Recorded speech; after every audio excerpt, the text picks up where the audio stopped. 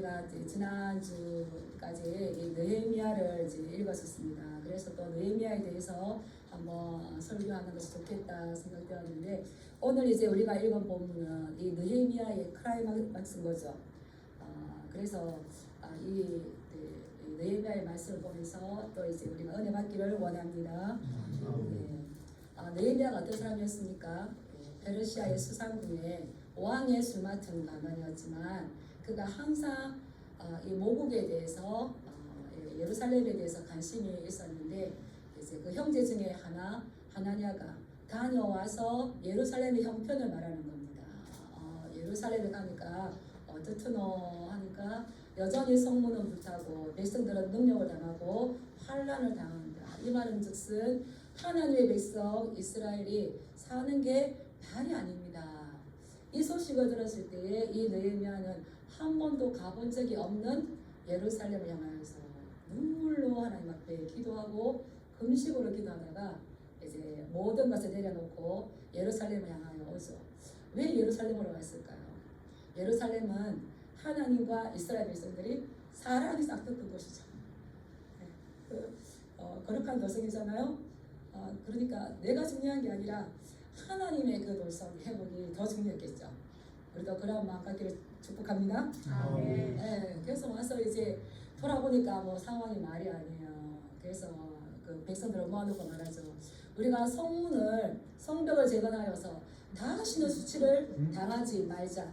이 말인즉슨 너와 너의 형제와 너의 부모와 너의 아내와 너의 자녀들이 다시는 능력 당하지 않도록 누가 너희 집 앞을 건축하라고요? 네가. 그게 느헤미야가 너무 지혜로워요. 나라와 민족을 위해서가 아니고 너의 부모와 너의 아내와 너의 형제와 너의 자녀를 위해서 너의 집 앞만이라도 성벽 재건을 하라. 이렇게 했을 때 모두가 우리가 하겠습니다 해서 시작을 했죠. 그런데 그것이 쉬웠을까요? 쉽지 않았어요. 누가 있었습니까? 아주 방해하고 해방하고 또 진요하게 이것을 못하게 하는 산발락과 도비아 같은 사람들이 있었죠. 그래서 이게 절반 정도 지어졌을 때에 이 산발락과 도비아가 아주 비아냥거리며 조롱하며 비웃습니다. 그러면서 뭐라 그럽니까? 야, 이스라엘 너희들 지금 미약하고 힘이 없는 너희들이 하는 게 뭐냐? 너가 그걸 가지고 견고한 성을 짓겠느냐? 너희가 거기에서 제사를 드릴 수가 있겠느냐? 불탄 돌을 흙무더기에서 다시 끌어내어서 뭘 하겠느냐? 이 말을 들으니까 열심히 느헤미야의 말을 듣고 건축하던 사람들의 마음이 어땠을까요? 그래, 불탄 돌을 가지고 다시 재건한들 이게 튼튼하겠는가? 여기서 우리가 뭐 하겠는가? 이게 마음이 낙심이 돼요. 거기에 옆에서 도비아가 뭐라 그럽니까? 4장 2절을 보면 암몬 사람 도비아는 곁에 있다가 이르되 그들이 건축하는 돌성벽은 여우가 올라가도 곧 무너지리라 하더라. 너희가 지금 돌성벽을 쌓고 있는데 거기는 너무 미약한 너희들이 하기 때문에 여우가 몸무게가 많습니까? 적습니까? 가벼워요. 그 발걸음도 어떨까요? 민첩해요. 싹 지나가 우르르 무너져. 그렇게 비하하고 조롱하니까 이게 이제 영적인 심리전이죠. 영적인 심리전.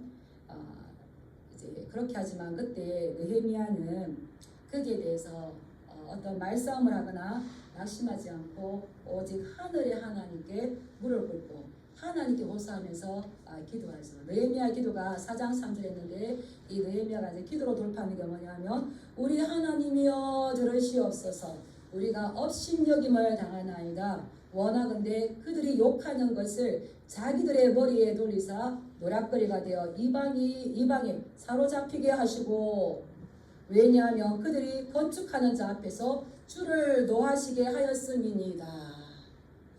기도하시기 바랍니다. 야, 저는 이제 성경에 나오는 이 기도자들을 보면 그 기도가 나와 그 사람이 싸우는 것이 아니라 그 싸움을 누구 손에 붙입니까? 하나님의 손에. 그래서 이 느헤미야도 그들이 건축하는 자 앞에서 주를 노하게 했습니다. 느헤미야를 놓아야겠습니까? 산발락과 도비아가 하나님을 놓아야겠습니까? 왜 그럽니까? 이 사도행전 9장에서 바울이 그러잖아요. 예수님이 나타나셔가지고 사울아 사울아 네가 왜 나를 핍박하느냐. 바울이 하나님을 핍박했습니까? 예수 믿는 자들을 핍박했습니까? 이게 우리가 잘 생각해야 되는데 내가 사람을 공격하는 것이 아니라 그 사람을 지으시고 그 사람이 주인이시고 그 사람을 생명을 주신 하나님이죠. 와, 이 느헤미야께서 성경 읽으면 참 은혜가 되고 재미가 있어요. 그러므로 그들이 욕하는 것을 자기들의 머리에 돌리시고 노략거리가 되어 이방에 사로잡히게 하소서. 그렇게 기도하고 모든 백성들은 마음을 들여서 한 마음을 가지고 열심히 일을 합니다. 우리가 다시는 수치를 당하지 않겠다 이 마음을 가지고 하죠. 이 자료를 보면 이 성벽이 어떤 성벽이냐, 돌로 만든 성벽인데요. 그 너비가 성벽의 너비가 약 2.5에서 5m, 어떤 거는 7m가 되는 거예요. 굉장히 넓죠. 넓어요. 넓고 그 길이가 얼마냐 하면 약 2.5km에서 2.6km 상상해 보시기 바랍니다. 근데 이렇게 넓고 긴 이 성, 우리 여기는 뭐 이제 그 무슨 성이 있습니까? 진주성 있죠. 제가 기회가 되면 나간 업성에 가가지고 그 성을 한번 걸어보고 싶어요. 그러면 이게 얼마나, 근데 그렇게 크고 넓고 견고하도록 그냥 52일 만에 기적적으로 완성을 시킵니다. 그게 이제 오늘 12장의 말씀이에요. 완성을 시켰는데 그 비방과 그 어려움들 가운데에 이 성벽을 완공하고 나니까 느헤미야가 너무 감사했습니다. 너무 감사해서 이것은 우리의 손으로 하는 것이 아니야. 우리는 도저히 할 수 없었는데 하늘의 하나님의 선하신 손길이 이것을 도우셨기 때문에 누구에게 예배를 해야 되겠다. 하나님께 봉헌식을 드리고 예배를 해야 되겠다. 그래서 예배를 이제 드리고 싶어요. 그 산발랏이 너희가 하는 일이 뭔가? 너희가 제사를 드리겠는가? 그런데 12장 43절에 보면 이날에 무리가 큰 제사를 드렸어요. 큰 제사를. 그래서 우리는 원수의 조롱에 슬퍼하지 마시기 바랍니다. 낙심하지 마시기 바랍니다. 한번 따라하겠습니다. 조롱을 찬양으로 바꾸신 하나님, 비웃음을 찬송으로 바꾸신 하나님. 저는 오늘 제목을 찬송이 하늘의 상무처 이렇게 하고 싶었는데 이 찬양이 얼마나 기뻐하시고 얼마나 은혜로운가를 우리가 한번 살펴보겠습니다. 그래서 이 봉헌식을 이제 드리고 싶어서 사람들을 이제 찾아요. 그런데 사람들이 없어요. 레위인들이 없는 겁니다. 근데 왜 이 느헤미야가 이 찬양대를 세우고 싶어 하는가? 그러면 그거는 느헤미야가 만든 게 아니라 이미 다윗 시대에 다윗이 정비해 놓은 겁니다. 그래서 이 느헤미야가 다 흩어져 있던 이 레위인들을 다 찾아서 찬양대를 쓰는데요. 역대상 23장 5절 말씀을 보면 다윗이 4,000명은 문지기요 4,000명을 그가 여호와께 찬송을 드리기 위하여 만든 악기로 찬송하는 자들이라. 그래서 다윗의 찬양대가 몇 명 있었다고요? 4,000명이 있었어요. 그리고 이제 역대상 25장 1절 말씀을 보면 다윗이 군대의 지휘관들과 더불어 아삽과 헤만과 여두둔의 자손 중에서 구별하여서 악기를 타며 신령한 노래를 하게 하였으니. 근데 이 노래는 아무나 할 수 있는 겁니까? 특별히 선택된 그와 그의 자손들이 할 수 있는 겁니까? 레위인과 찬양자들로 특별히 세움을 받은 그들이 할 수 있는 거죠. 그리고 또 이제 이 느헤미야가 12장 46절에 보면은요, 다르게 한 것이 아니라 다윗이 이미 정비해 놨던 그것을 가지고 오는 거죠. 그래서 12장 46절에 보면 옛적 다윗과 아삽의 때에는 아삽의 우두머리가 있어서 하나님께 찬송하는 노래와 감사하는 노래를 하였으며. 그래서 새로운 것을 만들 필요가 없습니다. 어디 있는 대로 돌아가면 되는 겁니까? 따라하겠습니다. 말씀으로 말씀으로 돌아가자. 돌아가자. 성경으로 성경으로 돌아가자. 돌아가자. 기특한 생각이 중요할까요? 말씀 회복이 중요할까요? 예, 말씀의 회복이 너무나 이제 중요한 거죠. 그랬는데 왜 느헤미야가 이 레위인들을 찾을까요? 우리 27절을 한번 읽어보겠습니다. 시작. 예루살렘 성벽을 봉헌하게 되니 각처에서 레위 사람들을 찾아 예루살렘으로 데려다가 여기까지 읽겠습니다. 각처에서 레위 사람들을 어떻게 했다고요?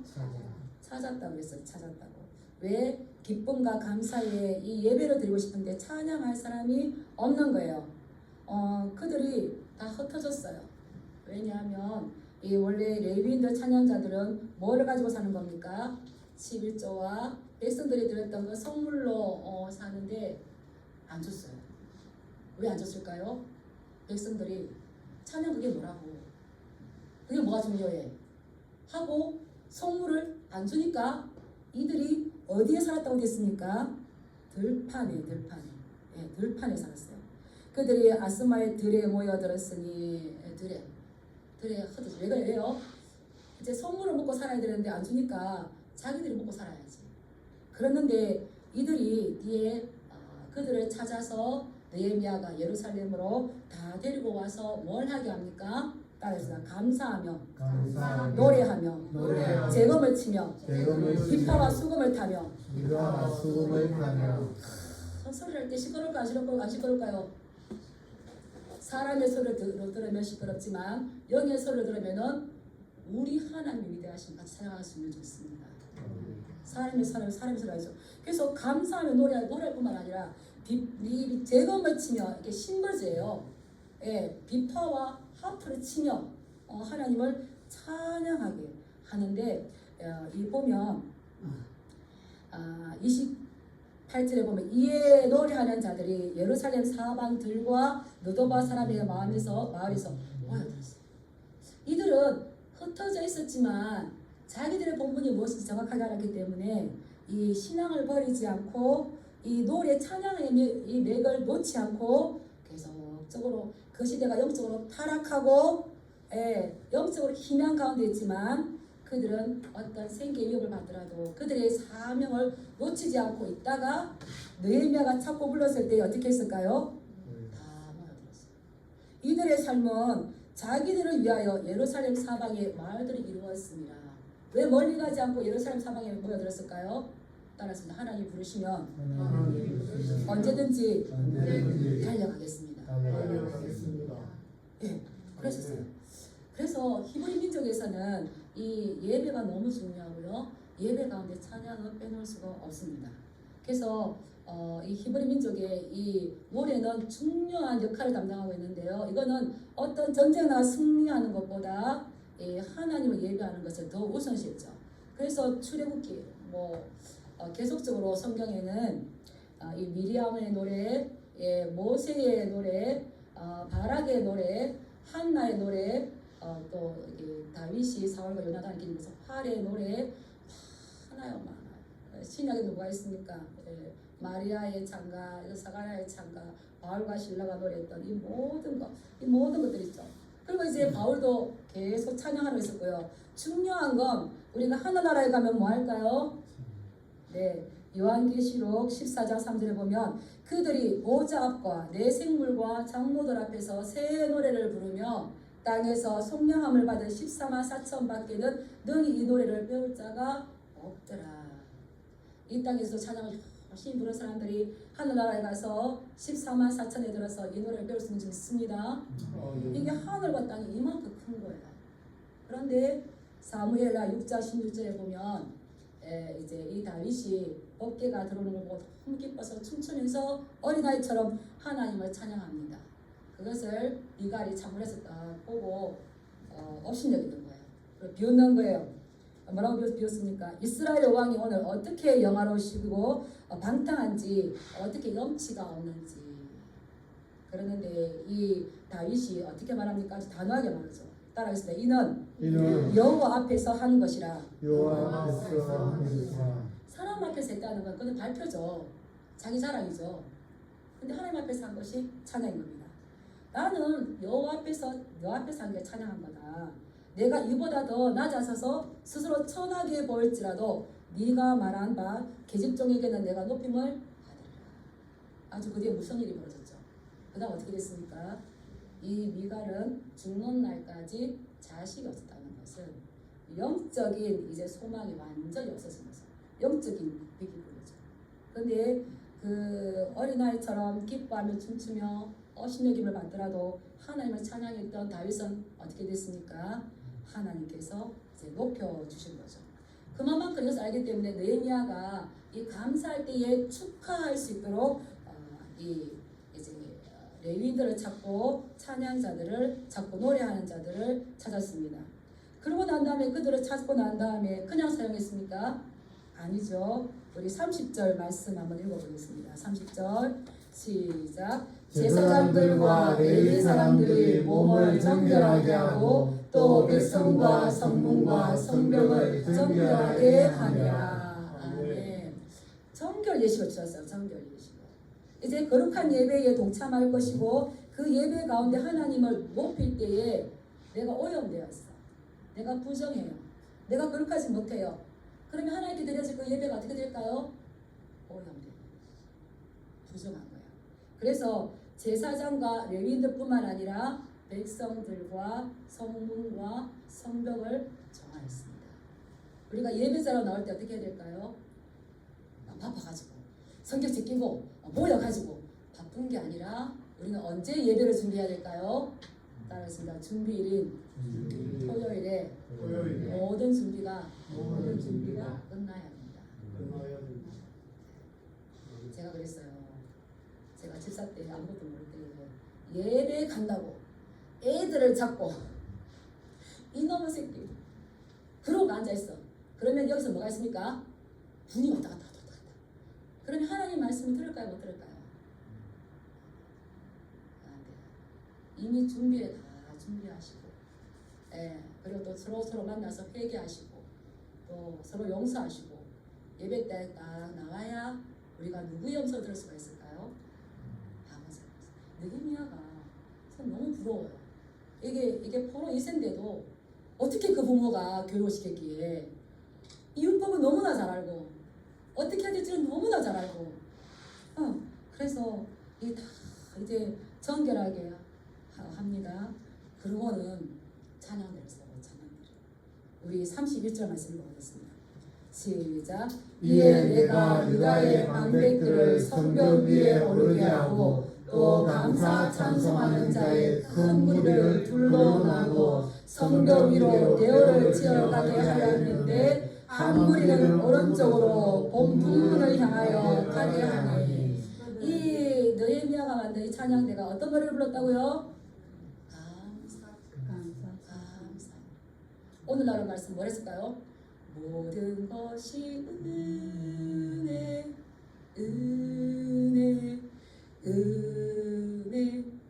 끝없는 은혜. 이 모든 것이 하는 은혜였습니다. 끝없는 은혜였습니다. 지극한 은혜였습니다. 그렇게 하지 않겠어요? 근데 이 찬양대를 몇 개로 나눴어요? 둘로 나누어서 어디로 올라가겠어요? 성벽 위로 올라가겠어요. 산발락이 뭐라 그랬어요? 산발락 더비야 너가 하는 게 뭐야?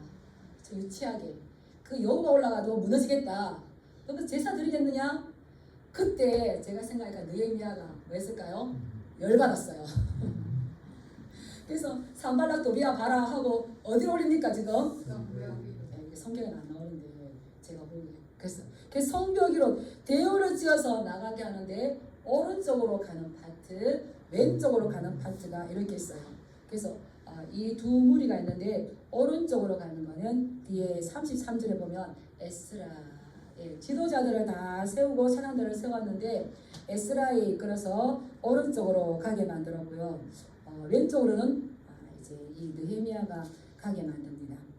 그래서 이제 여호가 지나가도 무너지겠다 했던 것들을 이제 이 찬양 대원들과 지도자들과 백성들이 당당하게 가는데 제가 한번 찾아봤어요. 이 찬양대원들이 몇 명이나 될까? 몇 명이나 될까? 그래서 보니까 이 에스라 느헤미야 포로 3차 포로 기간에 돌아온 유대 땅으로 돌아온 인구가 약 5만 명이랍니다. 5만 명인데 이제 전문가들이 이 음악가들 이 전문 찬양단을 한번 해서 보니까 최소한 200에서 500명이고요. 거기에 지도자들과 백성들을 다 하면 한 1000명 정도 될 것이다. 5만 명이 돌아왔는데 성벽을 재건하고 모두 다 얼마나 가고 싶겠어요. 그래서 찬양하는 사람은 특별히 따로 있겠지만 이제 거기에 또 같이 간 사람들이 엄청 이제 많은 거죠. 그 사람들이 하나님을 찬양하면서 전진하게 하는데 한 무리는 생각해 보세요. 오른쪽으로 이렇게 돌아갑니다.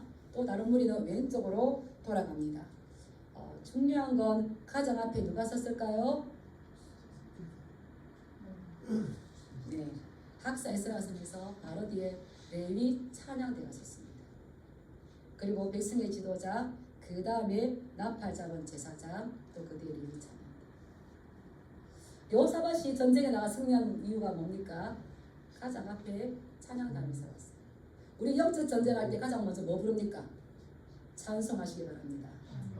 찬송이 하늘에 사부치면 영적으로 이미 승리한 줄 믿습니다. 네. 그렇게 될 때에 한번 상상해 보세요. 그 2.5km, 2.6km 되는 그 성벽 위를 이 제사장들이 갖추고 무리들이 성결하게 하고 깨끗한 옷을 입었겠죠.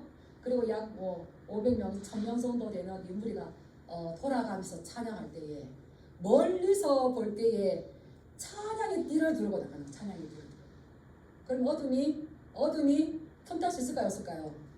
없는 거죠. 근데 여기 지금 이제 31절부터 어떻게 돌았는지가 다 이렇게 나오는데 그 이제 뭐 어떤 문을 지나고 어떤 문을 지나고가 아니라 여기서 느헤미야가 뭐라고 기록하냐면 35절에 아삽의 6대 손 스가랴와 다윗 때에 찬양 지휘자였던 그 후손이 섰고요. 그리고 36절에 보면 다 하나님의 사람 다윗의 악기를 잡았고, 따라서 다윗 시대에 예배를 회복했다. 예배가 회복될 때 찬양 회복될 때, 찬양 회복될 때 예배가 회복될 줄 있습니다. 우리 개인의 신앙도 마찬가지예요. 그리고 38절 읽어볼게요. 시작. 감사 찬송하는 다른 무리는 왼쪽으로 행진하는데 내가 백성의 절반과 더불어 그 뒤를 따라 성벽 위로 가서 바덕 망대 윗길로 성벽 넓은 곳에 이르렀고. 우리 40절 읽어볼까요? 시작. 이에 감사 찬송하는 두 무리가 하나님의 전에 섰고 또 나와 민장의 절반도 함께 하였고. 오른쪽으로 돌던 에스라의 그 대열과 왼쪽으로 돌던 느헤미야 그 대열이 성벽 위에서 찬양하면서 막 돌았는데 어디서 만난 겁니까? 하나님의 전에서. 그래서 하나님의 전에 올 때 여러분들은 뭐 하고 오셔야 되는 겁니까? 세상 말 하지 마시기 바랍니다. 서로 기분 상하는 말 하지 마시기 바랍니다. 찬양의 보좌 삼고 임하시는 주님 앞에 찬양을 오시기 바랍니다. 네. 그렇게 딱 돌았는데 나중에 하나님의 전에 이르렀습니다. 하나님의 전에 이르렀는데 이제 뜨거운 예배가, 하나님의 성전 안에서 뜨거운 예배가 한층 더 고조돼서 이 울려 퍼질 때에 이제 합창단이 오른쪽 왼쪽 모였으니까 얼마나 크게 웅장하겠습니까? 그때 제사장 엘리야하고 누구는 나팔을 잡았고, 노래하는 자들은 그 나팔 소리에 맞춰서 크게 찬송합니다.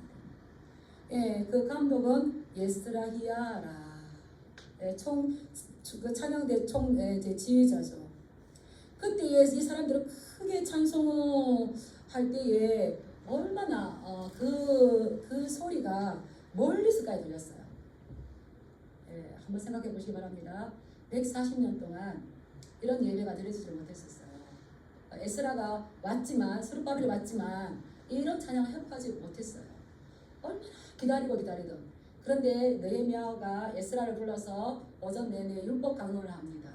그때 말씀을 듣고 보니까 우리와 우리 조상들이 하나님의 계명을 어겼구나. 이거를 알기에 이제 절대 수치를 당하지 말자 하고 말씀을 공부를 해서 성벽을 재건했어요. 근데 이것이 기적적으로 완공이 되고 그 지도자의 영도하에, 우리가 김일성 이야기 하잖아요. 영도가 이렇게 되는데 영도하에 이것이 행진을 하고, 아이들이 쾅쾅 뛰어도 무너지지 않는 그 탄탄한 성벽을 행진을 하고 성전에 모여서 제사장이 양각 나팔부터 뚜 하는 소리를 들었고 찬양대가 크게 심벌조와 비파와 수금을 치면서 찬양할 때에 얼마나 감격하겠어요. 말랐던 매였던 종들이 돌아올 줄 믿습니다. 말랐던 강물이 돌아올 줄 믿습니다. 이 산과 저 산이 마주쳐 찬송이 하늘에 올려 퍼질 줄 믿습니다. 큰 소리로, 시끄러운 소리입니까? 하나님 높은 소리입니까? 하나님 높은 소리죠. 이 날에 43절을 제가 읽겠습니다. 이 날에 무리가 큰 제사를 드리고 심히 즐거워하였으니 이는 왜냐하면 그들이 기쁜 것이 아니라 하나님께서 그들에게 크게 즐거워하는 영을 부어주신 줄 믿습니다. 노래하고 제사장이고 지도자들만 기뻐하는 것이 아니라 백성들 모두가 기뻐했는데 부녀와 어린아이도 즐거워하였으며 예루살렘이 즐거워하는 소리가 어디까지? 멀리까지. 그럴 때에 하나님의 임재가 얼마나 충만하겠습니까? 이렇게 찬양이 드려질 때에 따라서 예배가 회복되었다. 뭐가 이날에 큰 무리가 큰 제사, 소를 잡고 양을 잡고 피의 제사, 헌신의 제사를 드리는 거죠. 우리가 하나님의 이게 하나님의 나라죠. 하나님의 나라 임할 때에는 어느 누가 기쁜 것이 아니라 모두가 기뻐하는 줄 있습니다. 누구가 기쁘고 누가 기쁘고 이건 아니에요. 근데 모두가 기쁜데 어떻게 할 때에 하나님께서 그 기쁨을 부으신다고요? 말씀대로. 예배가 회복될 때. 크게 즐거워 심히 즐거워하였으니 이는 성경에서 인원이 나오면 왜냐하면 하나님께서 크게 즐거워하는 절감의 영, 희락의 영, 기쁨의 영을 부어주신 줄 믿습니다. 그렇게 해서 이게 모든 것이 회복이 되는 거예요. 그런데 이걸로 끝났을까요? 그걸로 끝났으면 행사로 될 수밖에 없는 거죠. 우리 44절 말씀 한번 읽어보겠습니다. 시작. 그날에 사람을 세워 곡간을 맡기고 제사장들과 레위 사람들에게 돌리고 곧 율법에 정한 대로 거제물과 처음 익은 것과 11조를 모든 성읍밭에서 거두어 이 곡간에 쌓게 하였으니 이는 유다 사람이 섬기는 제사장들과 레위 사람들로 말미암아 즐거워하기 때문이라. 이제 성전에서 하나님을 노래하고 하나님을 예배할 수 있도록 이것을 제도적으로 이제 확립을 시켰어요. 그래서 제사장들과 레위 사람들이 이제 생계 걱정하지 않고 생계를 인하여 일탈하지 않고 마음껏 성전에서 예배자로 설 수 있도록 거제물과 처음 익은 것과 11조를 가서 밭에 거두어서 이것을 관리할 수 있는 사람을 세웠다는 거예요. 왜 세웠다고요? 따라서 유다 사람들이 하나님을 예배하고 찬양하는 것을 즐거워하기 때문이다. 뒤에 나오잖아요. 이는 유다 사람이 섬기는 제사장들과 레위 사람들로 말미암아 즐거워하기 때문이다. 내가 어떻게 하는 이게 중요한 게 아니라 우리의 본분은 하나님을 예배하고 찬양인데 이것이 우리가 얼마나 영육간의 힐링이 크게 되면서 우리의 본분은 이거구나. 이걸 알았기 때문에 그들이 자원하여서 하나님 앞에 드렸었고 사람을 세워서 이것을 관리할 수 있는 사람을 세워서 이제 매일의 삶들 가운데에 이 예배와 찬양이 끝나지 않도록 창고지기를 세운 줄 믿습니다. 그리고 이 유다 사람들이 즐거워했다. 따라했습니다. 유다 온 백성들이 온전한 후원자가 되었다.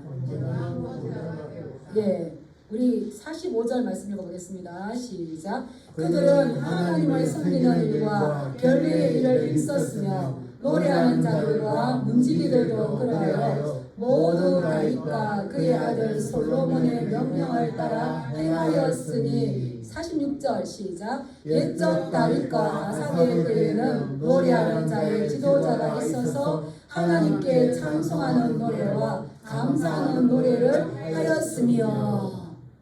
이게 느헤미야의 방법이 아니라 언제부터 있었다고요? 예, 다윗 때부터. 사실 다윗은 또 뭐 신명기를 따라간 거죠. 신명기에 보면 모세의 노래가 나오기 전에 하나님께서 모세에게 뭐라 그러니까 이것을 써서 이스라엘 백성들에게 노래를 가르치라 그런 거죠. 그래서 하나님을 섬기는 이가 결례에 힘써서 노래하는 자가 이 날마다 쓸 몫을 주어서, 그래서 찬양 연습할 때 사탕 사주시기 바랍니다. 그래서 성가대 할 때에 많은 분들이 성가대를 위해서 이 식사를 또 대접하기도 하고요. 초콜릿과 사탕은 계속 따라다니죠. 왜 그렇습니까? 우리가 하나님 다 노래해야 되는데 누가 대표합니까? 우리 찬양을 섬기시는 분들 수고를 알아주시기 바랍니다. 그래서 교회에서 사례는 목사가 맞잖아요. 누가 또 사례를 받을까요? 그래서 우리가 반주자에게 사례를 줍니다. 도망가지 말라고 주는 것이 아니라 뭐 때문에 줍니까?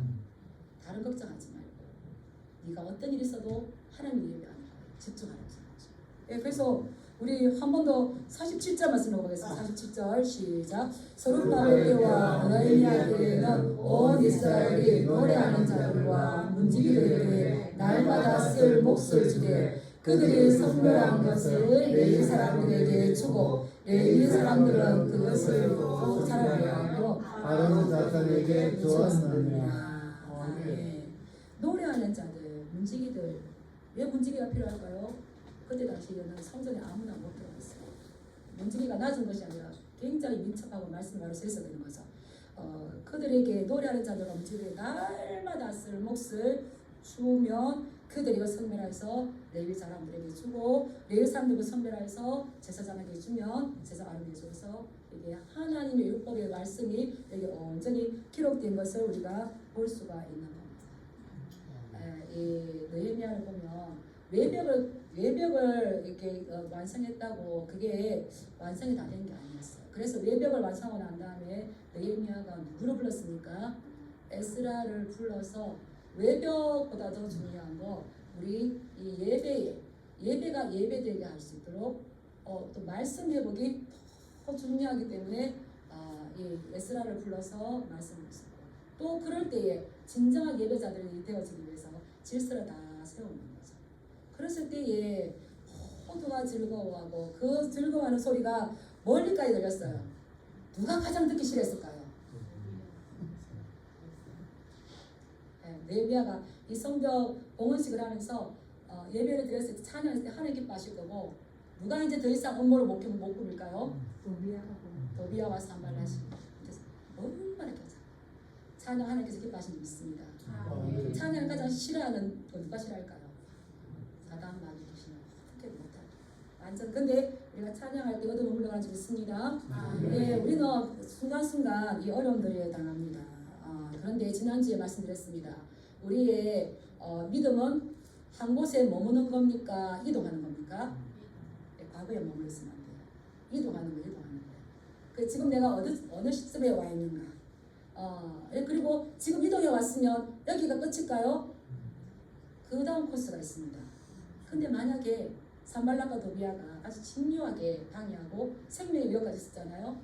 그때 느헤미야가 포기했으면 그 다음 코스로 인도를 받았을까요? 멈췄을까요? 이런 감개에 넘치는 모든 백성이 기뻐하고 하나님 앞에 기쁨이 되는 이런 예배를 못 드렸겠어요. 그 어려운 가운데에 환경을 바라보는 것이 아니라 따라하겠습니다. 환경보다 더 크고 두려우신 하나님께 기도할 때에 그 다음 코스로 인도함을 받는다.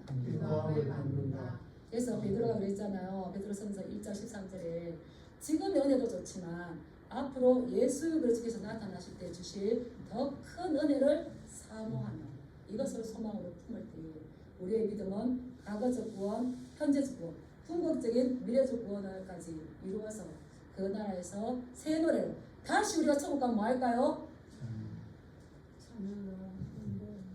찬양입니다. 그런데 누구나 찬양할 수 있다고요? 이 땅에서 속량함을 받은 사람들만 가서 그 찬양을 배울 수 있습니다.